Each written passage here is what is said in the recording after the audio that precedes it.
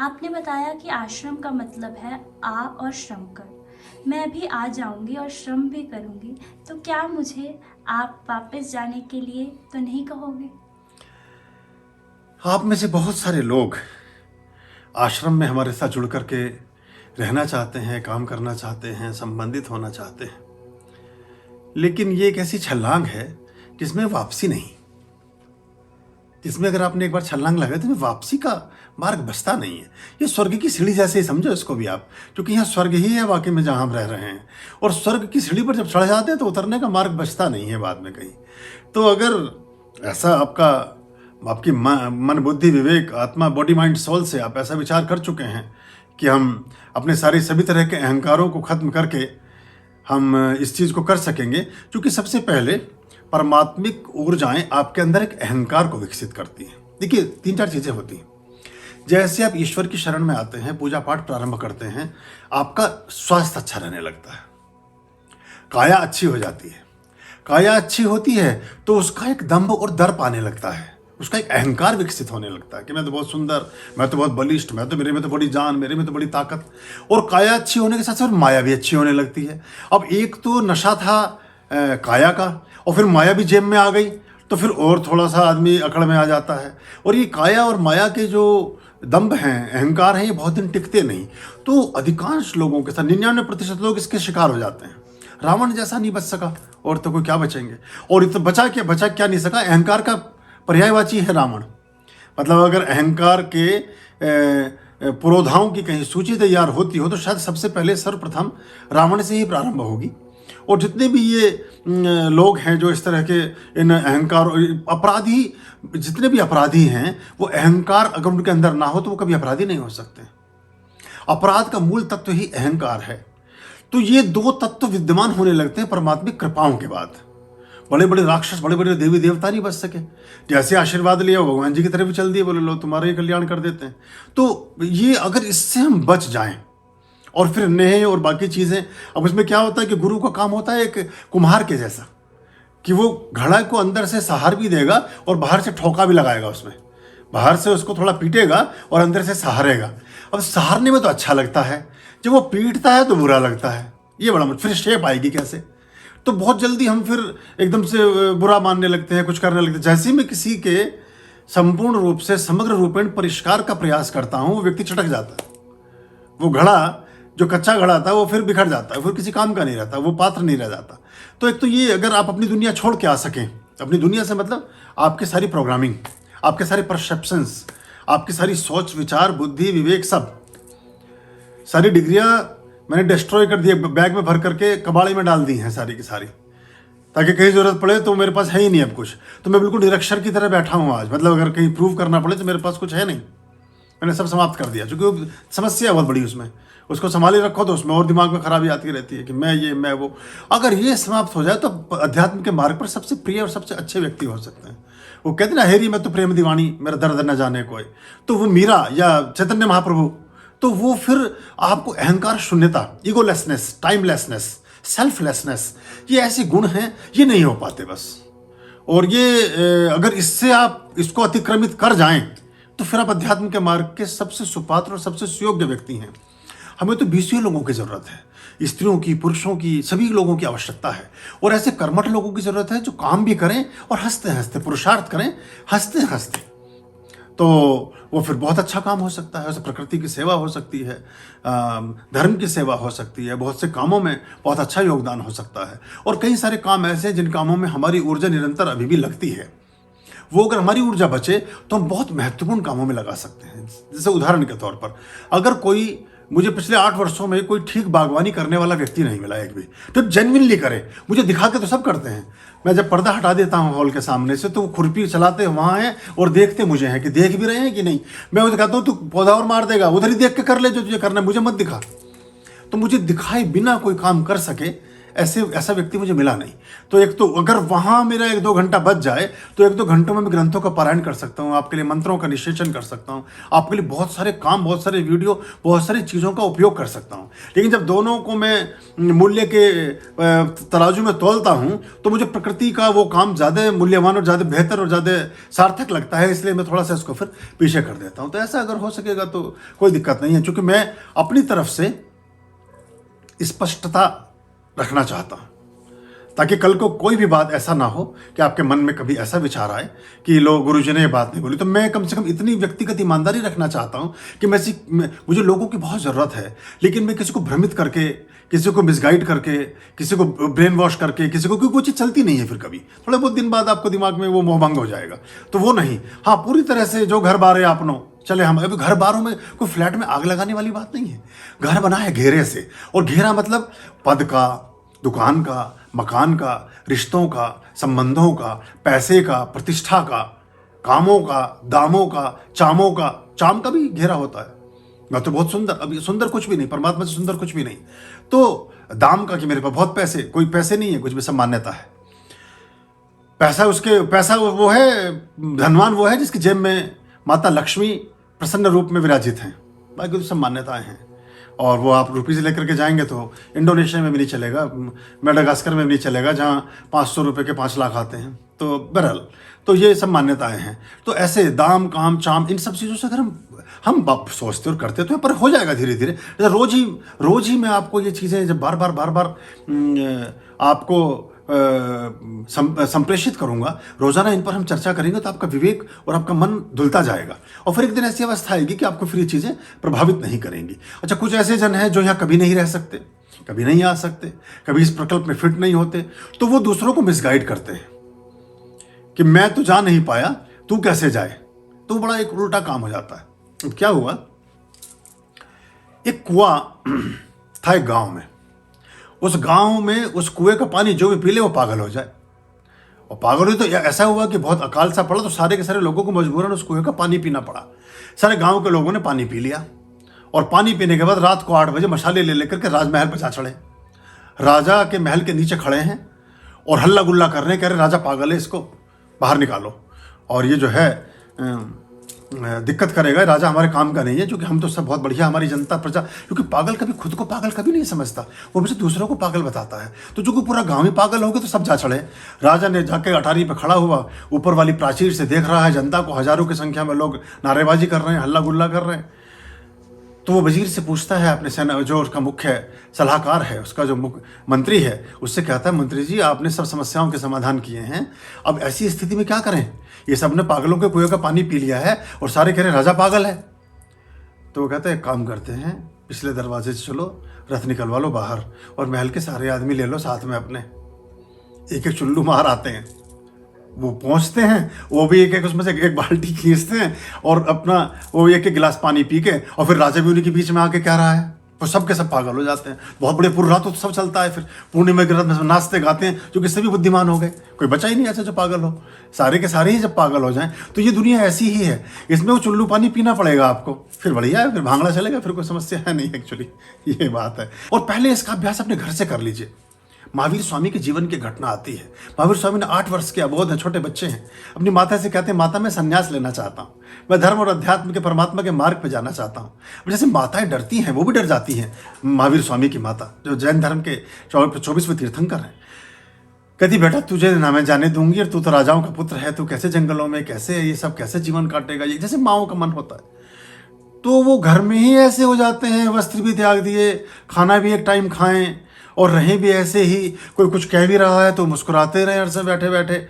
5-7 साल जब ऐसा करते करते हो गए, तो माँ ने कहा कि बेटा तू तो यहीं पे सन्यासी है, घर में ही तो ऐसा हो गया कि तू कहीं जा, यहाँ रहे, कहीं रहे, मेरे को तो कोई फर्क पड़ता नहीं। तो ना कोई सुख दुख का आभास रहा, ना किसी अच्छे बुरे की कोई स्थिति रही, ना किसी आनंद और दुख का कोई भाव तुम्हें वो करता है, प्रति संवेदित करता है। तो तुम जो चाहते हो वही कर लो। तो अपने घरों पर ही ऐसा अभ्यास करें कि थोड़े से विरक्त हों और परमात्मा से संयुक्त हों। ये पौधों की सेवा, ये बाकी चीज़ें, इन सबको वहीं से प्रारंभ करें। और वैसे भी मेरी मुख्य देशना ये है कि आप जहाँ हैं वहीं बिखर जाएं। जो गुरु नानक देव जी ने कहा है ना, एक गांव में पहुंचे, आपने कहानी बहुत बार सुनी होगी, फिर से सुना देता हूँ। एक गांव में पहुंचते हैं, वहाँ के लोग बड़े अभद्र और अशिष्ट और ख़राब हैं, तो उनको बोलते हैं कि तुम सब आबाद रहो। उनके साथ उनके शिष्य हैं, बहुत सारा काफिला है, मुस्कुरा के आगे बढ़ जाते हैं। दूसरे गांव में पहुंचते हैं, वहाँ के लोग बड़ा आदर सत्कार करते हैं, सेवा सत्कार करते हैं, बड़ा मान उनके साथ उनका वेलकम करते हैं। तो कहते तुम सब बर्बाद हो जाओ, बिखर जाओ सब। तो उनके जो साथ शिष्य चल रहे हैं बोले आपने क्या उल्टा काम किया, वो खराब लोग थे तो आपने उनसे कहा कि तुम आबाद रहो, और ये इतने सज्जन श्रेष्ठ मनुष्य हैं, इतने अच्छे मनुष्य हैं, आप कह रहे हो तुम बिखर जाओ और बर्बाद हो जाओ। बोली बिखरेंगे बर्बाद होंगे तो पूरी दुनिया अच्छी और सज्जन होगी, और वो जो दुष्ट और खराब थे वो एक ही जगह आबाद रहेंगे तो उस गांव तक ही रह जाएंगे बस। तो आप जहां हैं वहीं से करिए, वहीं से प्रारंभ करिए। कोई मुहूर्त, कोई घड़ी, किसी की चेष्टा नहीं। अध्यात्म में छलांग होती है। जो बहुत सोच विचार के चलते हैं वो कभी नहीं चल पाते। उनके चलने से पहले बहुत सारी घटनाएं चल पड़ती हैं, बहुत सी परिस्थितियां चल पड़ती हैं, और बहुत से ऐसे वर्तुल आकर के पैरों का हिस्सा बना लेते हैं। 100 में से 99% लोगों के साथ यही होता है, जो योजना बनाते हैं पहले बेटी का ब्याह हो जाए तो चलेंगे, फिर बेटी का ब्याह हो गया तो नातिन का मुंह भी देख लें तो चलेंगे, फिर बेटी की नौकरी लग जाएगी तो देखेंगे, और बेटी का शादी हो जाए तो बहुत अच्छा है। अब खाली शादी से नौकरी से बात नहीं बनती, पोते का मुंह देखने के तो बड़े मन से हमारे मन में था कि पोते का मुंह देख लेंगे। अब पोते का जब हो गया तो बहू भी कमा रही है, बेटा भी कमा रहा है, तो पोते की परवरिश के लिए थोड़ा रुक जाते हैं 5-7 साल। वो 5-7 साल दादी के साथ रहते रहते पोता ऐसा हो जाता है वो जो छोड़ नहीं पाता, तो फिर वो 12-14 साल। अब दादी जी उस समय तक हो गई 75 साल की, ना उन्हें दिखाई दे, ना कुछ पचाई दे, ना कोई खिलाई दे, ना कुछ सुझाई दे। फिर वो कहती है, डॉक्टर ने कहते हैं कि अब इतनी दूर 10 कदम चलेंगी, अब आप ये करेंगी। फिर वो सोचती रह जाती हैं और जीवन ऐसे समाप्त हो जाता है। इसमें जिसने जो भी चला है उसने छलांग लगाई है, इसमें गति नहीं होती, चलना नहीं होता, इसमें कोई संध्या भ्रमण नहीं होता, धीमे कदमों से नहीं चला जाता, या तो इधर या तो उधर ऐसे चलता है। तो बहुत अच्छा है, और आप, मैं तो कहता ही हूँ, और वहीं से शुरू कर लें जहाँ हैं।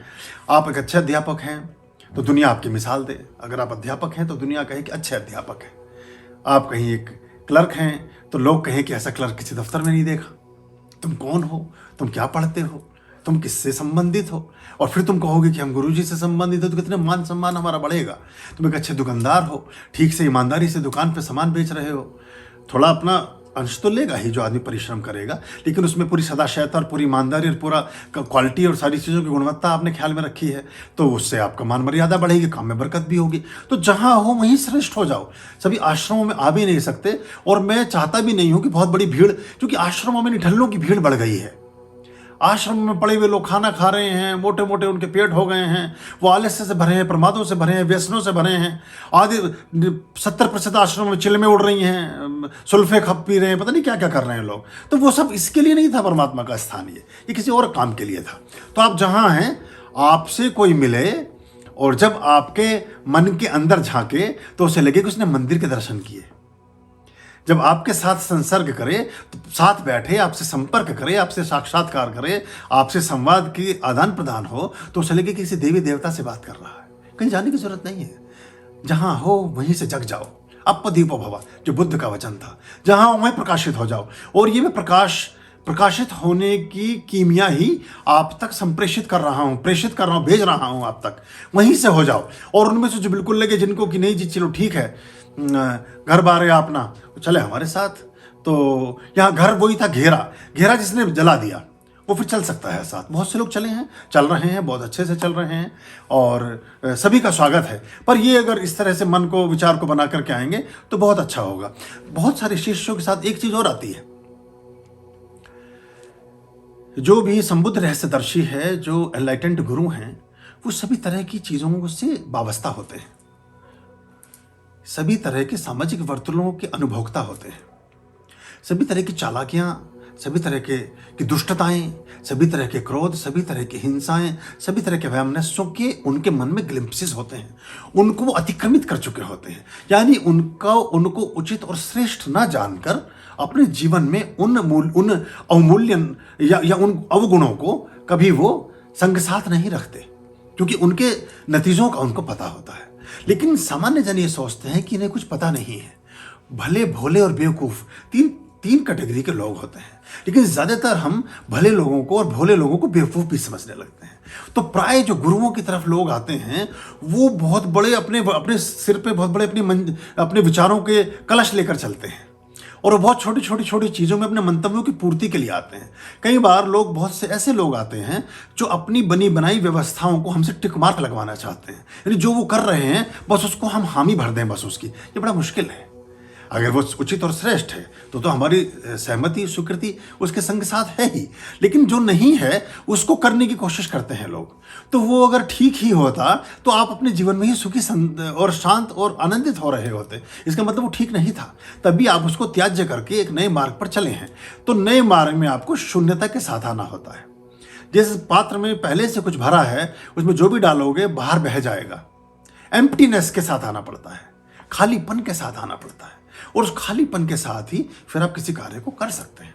अगर अर्जुन भगवान श्री कृष्ण पर अवलंबित ना होते, पूरी तरह से आश्रित ना होते, उनके अक्षरशः आदेशों का अनुपालन ना करते तो महाभारत में कभी जीत ना सकते थे। बहुत सारी ऐसी कमांड्स भगवान श्री कृष्ण ने दी हैं जो बहुत कन्फ्यूजन से भरी हैं। अर्जुन के नजरिए से देखा जाए तो उनको लगता है बड़ा कन्फ्यूजन और बड़ा इल्यूजन है, और बहुत सी बातों का विरोधाभास भी है। अगर अर्जुन का चरित्र आप देखें प्रारंभ से लेकर के अंत तक, वो हर जगह आत्मबोध से अभिप्रेरित है, जो कि शिष्य है भगवान श्री कृष्ण का। लेकिन श्री कृष्ण कहते हैं कि धर्म के मार्ग पर बहुत सारे नियमों का अगर बदला भी जा सके तो उनको बदलना चाहिए। भीष्म पितामह ने 9वां दिन है महाभारत का, और भीष्म पितामह ने सवेरे अपने घर पर, जब अपने रण क्षेत्र में ही वहीं शिविर लगा है उनका, अपने शिविर से बाहर निकलते हैं और सूर्य को अर्घ दे रहे हैं। अर्घ दिया है, उसमें गुड़ डाला है, चावल डाले हैं, तांबे का एक बड़ा कलश है, और सूर्य को अर्घ दे रहे हैं। और अर्घ देते समय ये संकल्प करते हैं कि मैं आज इतना तहस नहस करूंगा रण क्षेत्र में कि जो भगवान श्री कृष्ण हैं उनको भी अपने वचन से भंग होना पड़ेगा। उनको भी अपना जो उन्होंने संकल्प लिया है, जो उन्होंने प्रतिज्ञा की है कि मैं रण क्षेत्र में कोई हथियार नहीं उठाऊंगा, आज मैं उनसे भी हथियार उठवा ही दूंगा। और वो चूंकि भगवान विष्णु सूर्य एक ही हैं, तो भगवान श्री कृष्ण को संवाद तुरंत पहुंच जाता है। पल भर, एक सेकंड के 100वें हिस्से में, जैसे वो तो वहीं बैठे बैठे अपने शिविर में मुस्कुरा रहे हैं श्री कृष्ण, और चल देते हैं। और रण क्षेत्र में ऐसा महापराक्रम उस दिन भीष्म पितामह करते हैं कि जिस पर हनुमत ध्वजा लगी है उस रथ को भी, उसके रथ के पहिए निकाल देते हैं, और रथ का पहिया नीचे, और रथ नीचे गिर जाता है, और अर्जुन भी नीचे जा गिरता है। श्री कृष्ण रथ से नीचे उतरते हैं और उसका रथ का पहिया उठा करके ही भीष्म पितामह की तरफ दौड़ते हैं। वो प्रसंग आपने देखा होगा महाभारत में। तो वो हाथ जोड़ करके खड़े हो जाते हैं भीष्म पितामह कि मेरी विजय हुई, मैं प्रसन्न हुआ, और आपके हाथों मुझे मृत्यु मिलेगी तो इससे बड़ी तो कोई बात है नहीं, तो मैं कोई हथियार नहीं उठाऊंगा आपके लिए, लेकिन आपने अपनी प्रतिज्ञा को आप भूल गए। तो कहते प्रतिज्ञा को मैं भूला नहीं, मैं तुम्हारी प्रतिज्ञा का अपमान नहीं चाहता। तुमने जो सवेरे अर्घ देते समय संकल्प किया था, मैं उस संकल्प की रक्षा के निहितार्थ ये काम कर रहा हूं, इसलिए तुम्हारी तरह थोड़ा मारूंगा तो तुम्हें नहीं, लेकिन तुम्हारी उस आस्था को अनास्था में बदलने देना नहीं चाहता। तो धर्म भी वो है, बहुत जगह भगवान श्री कृष्ण ने अपने नियमों और नीतियों को और चीज़ों को और संकल्पों को खंडित करके नए ढंग से प्रतिस्थापित किया है। ऐसे कर्ण है, कर्ण का रथ का पहिया धसा हुआ है, और वहाँ वो अर्जुन कहते हैं कि नहीं, ये निहत्ता है और रथ को निकाल रहा है, इस पर मैं हथियार नहीं चला सकता। तो वहाँ कहते तू धर्म को जानता ही क्या है। और जिस दिन अभिमन्यु का वध किया कर्ण ने और सारे लोगों ने, उस दिन धर्म कहा था, कहते प्रहार कर। तो वो देखा जाए तो अनीति और अधर्म जैसी बात हो रही है, लेकिन वो अधर्म को, अशिष्टता को, असत्य को मिटाने के लिए सत्य का बड़ा अवलंबन है। फिर ऐसे ही जिस दिन ये सब बात होती है, सारी चीजें होती हैं, फिर रात्रि में संध्या काल, क्योंकि उस दिन का पराक्रम बड़ा जबरदस्त है, सारे लोग पार्टी कर रहे हैं, दुर्योधन वगैरह सब अट्टाहास चल रहा है। अर्जुन और श्री कृष्ण ये बड़े ऐसे हिडन सूत्र हैं, ऐसे प्रसंग हैं जो प्राय आपने कहीं सुने या पढ़े नहीं होंगे, लेकिन ये सत्य हैं, ग्रंथों में इनके उल्लेख हैं। श्री कृष्ण और अर्जुन भीष्म पितामह के शिविर में पहुंचते हैं, और शिविर में पहुंच करके ये कहते हैं उनसे कि उनके जो वहाँ बाहर अनुचर खड़े हैं उनसे कहते हैं कि कहो कि श्री कृष्ण और अर्जुन मिलने आए हैं। तो दुर्योधन और बाकी जितने भी लोग खड़े हैं अट्टहास करते हुए, वो सारे के सारे मजाक उड़ाते हुए बाहर चले जाते हैं कि बोले देखा, आज भीष्म पितामह ने अच्छा पराक्रम किया, तो माफ़ी मांगते हुए गिड़गिड़ाते हुए यहाँ पहुँच गए, ऐसा करते हुए। तो कृष्ण और अर्जुन मुस्कुराते हुए अंदर चले जाते हैं। बातचीत शुरू होती है, दिन भर की प्रक्रिया पर बात शुरू होती है, उन बातों को पुनरुक्त किया जाता है कि मैंने प्रहार किया, अपने रथ का पहिया निकाला, ये किया वो किया। फिर धीरे से भगवान श्री कृष्ण इशारा करते हैं अर्जुन को, और अर्जुन भी बाहर चला जाता है। अब भीष्म पितामह बैठे हैं, और बैठे हैं सामने श्री कृष्ण।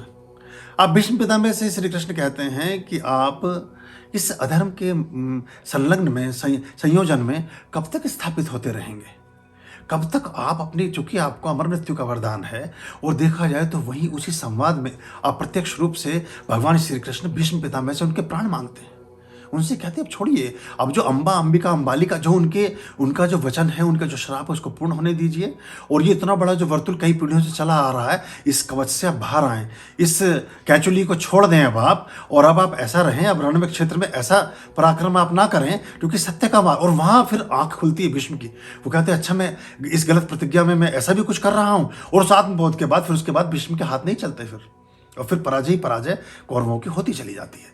तो कभी कभी असत्य के मार्ग पर सत्य के पुरोधा को भी जाकर के प्राणों का दान मांगना पड़ता है, और तब जाकर के वो इस तरह की बातें होती हैं। आर्याम अभयाम भज रे